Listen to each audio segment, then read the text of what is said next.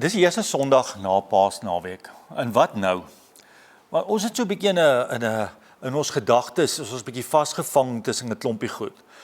Want vir ons in Suid-Afrika begin die jaar op 1 Januarie en ons skooljaar begin in Januarie. As jy in Amerika bly, dan is die 1 Januarie 'n nuwe jaar, maar jou skooljaar begin eers in Junie maand. Of einde Junie begin Julie. As jy in die Bybelse tyd kyk en ons kyk na die Bybelse kalender, dan weet ons maar met Jesus, ons vat Jesus se geboorte as die jaartelling 2020, 2026. So ons koppel dit aan Jesus, maar sy geboortedatum is nie gekoppel aan die begin van die jaar nie. So as ons net na die kerklike jaar kyk, dan begin ons kerklike jaar rondom begin Desember.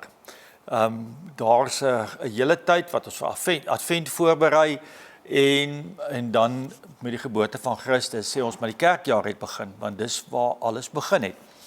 En dan binne 'n paar maande is ons by lydingstyd wat 40 dae is en dan kom ons by Paasnaweek. En dan is Jesus oorlede. En dis nogal 'n bietjie tyd waar ons onsself vasvang, want ons dink baie keer aan die tyd van waar Jesus gebore is tot wat Jesus gesterf het. Maar ons het nou Sondag wat verby is gepraat oor Opstanding Sondag. En nou gaan hierdie jaar aan, want nou het Jesus uit die dood uit opgestaan en hemelvaart lê nog voor en dan lê Pinkstertyd, die tyd van die Heilige Gees se uitstorting voor. So die vraag is, wat nou? Want baie keer hou mense op na Paasnaweek en die kerkjaar is in hulle gedagtes so al verby. Maar daar's 'n tweede ding wat ons vanmôre oor gaan gesels wat meer gevaarlik is, maar voor ons praat daaroor, kom ons word vir 'n oomblik stil. Ja, baie dankie dat ons vanmôre by mekaar kan wees. Dankie vir u woord. Dankie dat ons uit Johannes 3 kan lees vanmôre, die bekende gedeelte wat elkeen van ons uit ons kop ken. Maar dat ons vanmôre nie vir onsself sal sê as ons daaruit lees, maar ek ken dit nie. Ek het nie weer nodig om daarna te luister nie, maar ek weer vanmôre skerp en vars daarna luister en seker maak ek verstaan die verse reg. Dankie dat ons dit vir u kan vra. Amen. So, in huweliksberading, dan sit ouens baie keer en dan kuier ons en dan sê hulle maar het gaan swaar en dan sê ons ek hier is die proses hoe ons hierdie verhouding gaan regmaak. So ouens commit baie keer om te sê maar ek is uitverkoop aan die idee dat ek berading moet doen. Maar wanneer ons berading doen is nie uitverkoop om die harde werk in te sit nie. So I'm sold on the counseling. I'm not sold on the part that I must put some work in. Dis daai ding van ek moet iewers werk insit. En dieselfde ding sien mense baie keer hier rondom die einde van die Paastyd voor Hemelvaart. Dat mense sê Christus het vir my gesterf en dis wonderlik maar ek dink ons moet vanmôre 'n bietjie verder gaan kyk en ek wil die 4 verse lees van Johannes 3 vers 16 af. En daar's 4 vrae wat ons mekaar moet vra. En die eerste vraag is wat het God gedoen? En dan die tweede vraag is wat het God nie gedoen nie? En dis net so belangrik as die eerste vraag, want ons bly gewoonlik by die eerste vraag stil staan, wat het God gedoen? En dan maak ons 'n klomp afleidings daarop, en as ons afleidings verkeerd, ons moet kyk wat God nie gedoen het nie, om te verstaan wat God gedoen het. En dan gaan ons by die derde vraag kom, wat moet ek doen? En dan die vierde vraag is, wat is die gevolg daarvan? Want ons sien dit baie duidelik in die wêreld waarin ons lewe. So dis 'n baie praktiese manier om na Johannes 3 vers 16 tot by vers 19 te kyk vanmôre. Ek dink as ons begin, dat ons mekaar sê, waar lê die groot misverstand rondom Paastyd, is as ons na die gedagte net dink, dat Jesus het aan die kruis gesterwe, en omdat Jesus aan die kruis gesterwe het, ontstaan die ding, maar Christus het gesterf aan die kruis, sodat die wêreld deur hom gered kan word. En dis die waarheid. Maar daar's 'n pragtige uitdrukking van Jesus se laaste kruiswoorde. Toe Jesus, terwyl hy aan die kruis was, het hy die woorde gebruik, dit is volbring. Wat het hy daar bedoel? En nou is ons terug by ons storie, dat baie mense wil graag kinders van die Here wees, hulle wil graag hulle self as Christen noem, hulle is verkoop op 'n idee, maar hulle sit nie die harde werk in nie. Dis 'n goeie idee om 'n Christen te wees, maar dis nie asof jy moeite doen daarmee nie. Ons gaan vanmôre 'n bietjie onderskei. So, ons dink baie keer, en as ons Johannes 3 vers 16 lees, dan dink ons baie keer, maar die Here het al die werk gedoen sodat ek gered kan word. En die woorde wat hy gebruik het van dit is volbring, het hy uitgespreek omdat God se plan met hom klaar was. En dis nie heeltemal waar nie. Die woorde dit is volbring beteken dat God se plan in plek gesit het en dat die plan in plek is. Dit beteken nie die plan is afgehandel nie. Hoor mooi wat ek sê, die plan is in plek. En ons glo baie keer, Jesus het gesterf en omdat hy gesterf het, is ek outomaties gered. Wat Jesus sê vir ons in Johannes 3 vers 16 is dat Jesus het vir ons gesterwe sodat ons die geleentheid kry om gered te word. Daar's geen outomatiese nie. Mense sien hierdie ding partykeer as outomaties. Daar's niks outomaties nie. Kom ons lees wat Johannes 3 vers 16 sê. En dis hierdie onbeskryflike gedeelte waar God begin en dis die eerste punt waar ons by stil. Wat het God gedoen?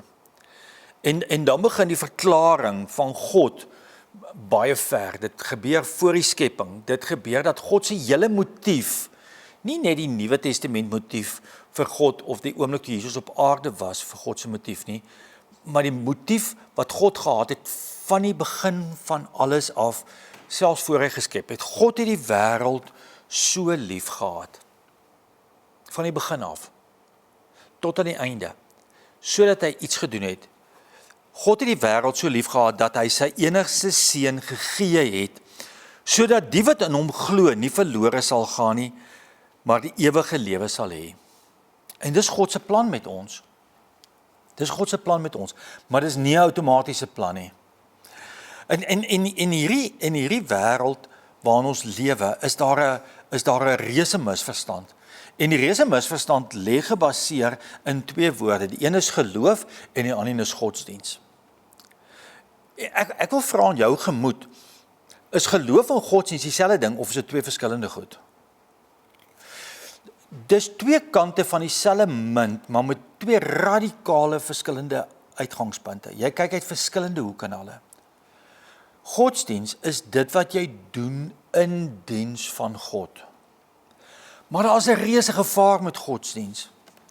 Dat mense so goed raak met godsdiens dat geloof verval. Mense verval in so 'n pragtige mooi ding van, maar ek moet hierdie vir die Here doen, ek moet hierdie vir die Here doen, ek maak so en ek maak sis. Ek is so in my doen en late met God se goed besig, of nie eens met God se goed nie, met goed wat ek uitgedink het wat God se goed is. En dit word niks anderster as 'n bygeloof in sy ekstreme vorm nie. En ons sien dit vandag nog, en ek wil nie 'n klomp gelowe noem nie, maar jy kan jou eie afleidings maak van mense wat blommetjies vat en kos neersit by 'n groter God om vir die God te wys hoe toegewyd jy is en jy 'n offer aan hulle bring. En die hartseer ding is, daar's mense wat dit ook doen. Mense kom voor God en hulle bring 'n offer. Jy weet, Here, ek het nou R10,000 vir die kerk gegee. Ek het hierdie offer gebring en ek is baie lief vir u. En dan kom ek het nie 'n verhouding met God nie. Ek bid, met ander woorde, as ek met God praat, is dit 'n meganiese ding van seën Vader, seën Sop. Ons dink nie eens aan die woorde nie. Die oomblik as ek dink God praat met my, daar's daarin van ek moet Bybel lees en dan lees jy die Bybel en jy lees al die woorde en as jy klaar gelees en sê vir jouself dankie tog is nou klaar, dan maak jy die Bybel toe. En mense verval in hierdie ding om kinders van God te wees en dis die slaggat van godsdiens. Ek moet Bybel lees en ek moet bid. Maar Bybel lees en bid is die gesprek wat ons met God het. Bybel lees is waar ek God toelaat om met my te praat en ek oordink sy woorde en ek vra, hoe gaan ek dit van toepassing maak op my lewe? Hoe gaan dit 'n ware, ek wil amper sê, vasdraplek in my lewe kry?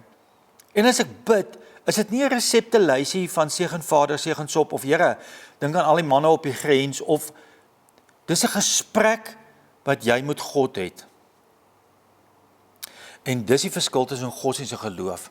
Geloof is gebaseer op die verhouding, die twee gesprekke tussen jou en God, die tyd wat jy aan God spandeer.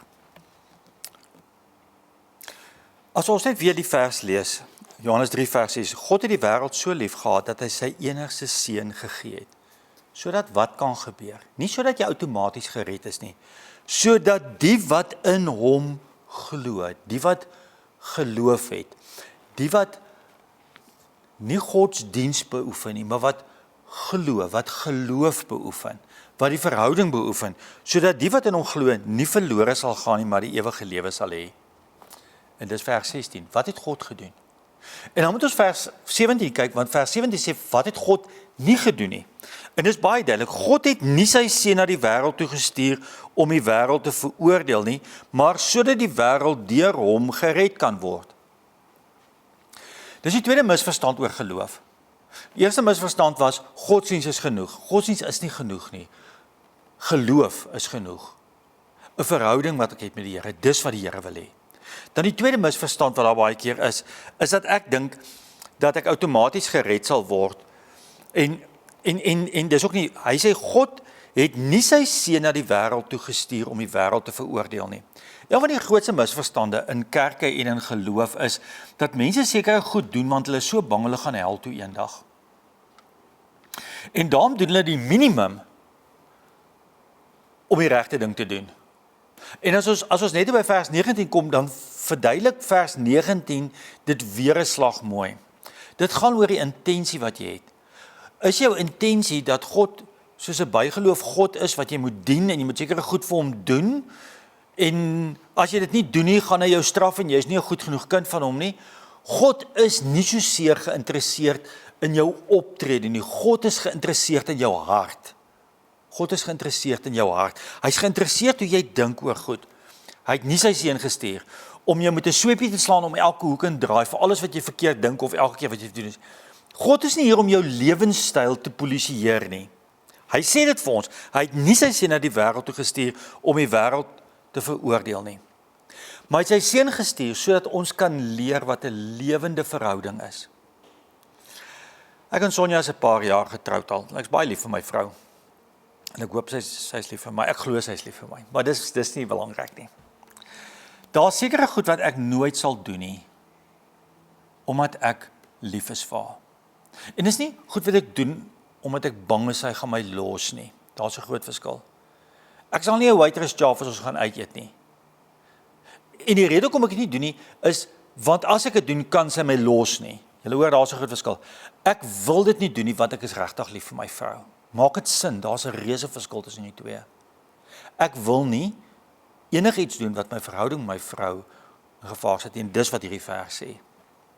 Ons is so besig baie keer om sekere goed te doen, want ek wil nie in die hel beland nie, dat ek die betekenis daarvan verloor. As die verhouding reg funksioneer, gaan ek sekere goed nie doen nie, want ek kan nie bekostig dat hierdie verhouding skade ly nie. So kom ons sê gou, wat het God gedoen? God het sy seun gegee, sodat ek die pad van geloof kan kry, maar dis 'n keuse wat ek moet maak om in 'n verhouding met hom te staan. En dan sal ek die ewige lewe by. God het nie gekom om my met 'n sweepie te slaan oor alles wat ek verkeerd doen nie. Die goed wat ek verkeerd doen is baie keer die bewys daarvan dat die verhouding nie reg funksioneer nie. En dan kom ons by vers 18. Vers 18 praat oor wat moet ek doen? En dan staan, wie in hom glo, met ander woorde, wie 'n verhouding met hom het, wie nie godsdiens pleeg nie, maar die wat geloof het, wie in hom glo, word nie veroordeel nie.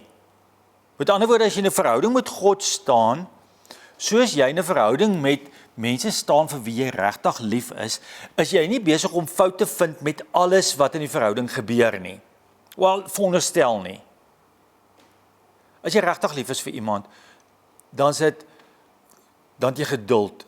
En alles wat dit in Korintiërs 13 sê, jy het al daai goed, jy het sekere goed nie. Wie in God glo, word nie veroordeel nie. Met ander woorde, God kyk na jou dade, maar dis nie asof die Here, as die Here in 'n mooi verhouding met jou staan, soek die Here nie die fout nie. Wie nie glo nie, wie nie 'n verhouding met God staan nie, is reeds veroordeel. Met ander woorde, God het reeds die krake raak gesien. As jy besig is met 'n Christelike bygeloof met God, het jy reeds krake en jy wys al reeds vir God dat omdat hy nie in die enigste seun van God glo nie, omdat hy nie 'n verhouding het met hierdie Christus wat vir ons op Paasnaweek gesterf het en uit die dood opgewek is nie. Soos ek net weer kan herhaal, vers 16 praat oor wat God gedoen het. Vers 17 praat oor wat God nie gedoen het nie. Vers 18 praat van wat ek moet doen. En dis nie godsdienst, dit is geloof. En dan kom die gevolg in vers 19, wat so pragtig is. En so kom die skeiding, die lig het na die wêreld gekom, en tog het die mense eerder die duisternis as die lig liefgehad, want hulle dade was sleg. So kom ons gaan begin met die laaste gedeelte van jou dade wat sleg is. Ons het al baie keer die Engelse spreekwoord gehoor wat sê, your actions speak so loud, I can't hear your words. En ongelukkig het ons met ons lewe dieselfde. As jy 'n konsep van bygeloof het, as jy 'n konsep van godsdiens in jou kop het, dan probeer jy jou slegte dade wegsteek vir God en vir die wêreld. Maar as jy anders oor godsdiens dink, as jy nie godsdiens pleeg nie, maar as jy geloof het, dan wil jy nie meer slegte dade doen nie, en is nie meer nodig om dit vir die wêreld weg te steek nie. Mag hierdie Paasnaweek ons by die punt bring, dat ek nie meer godsdiens najaag nie, dat ek geloof najaag. Mag ek die genade ontvang, dat ek in 'n lewende verhouding met my God en my Here Jesus, en die Heilige Gees wat ons later verjaar vier, met Pinkstertyd, mag ek in 'n lewende verhouding staan. En mag ek ophou om godsdiens te pleeg, want baie keer is dit niks anders as bygeloof nie. Amen. Here, dankie dat ons in die huis mag wees vanmôre. Dankie dat U vanmôre weer vir my baie duidelik sê, daar's 'n groot verskil tussen godsdiens en geloof. Dat ek geloof moet beoefen, 'n verhouding met U moet beoefen. Dat ek nie die goedjies sal doen om die minimum vereiste na te kom nie, want die Bybel sê, wie nie glo nie, is reeds veroordeel. Weerhou my asseblief van 'n valse bygeloof godsdiens. En geef my insig asseblief. Amen. Mag jy hierdie week wat voor lê, nie net die behoefte hê om 'n Christen te wees nie, maar dat jy hard werk in 'n verhouding. Baie tieners is verlief op die idee om verlief te wees. Maar ons weet as mens ouer word, hierdie verliefdheid kom tot niks, as daar nie die harde werk van liefde ingesit word nie, van 'n verhouding ingesit word nie. Ontvang Vader se seën. Onder op die skerm kan jy 'n bydrae maak. Vrede vir jou vir die week.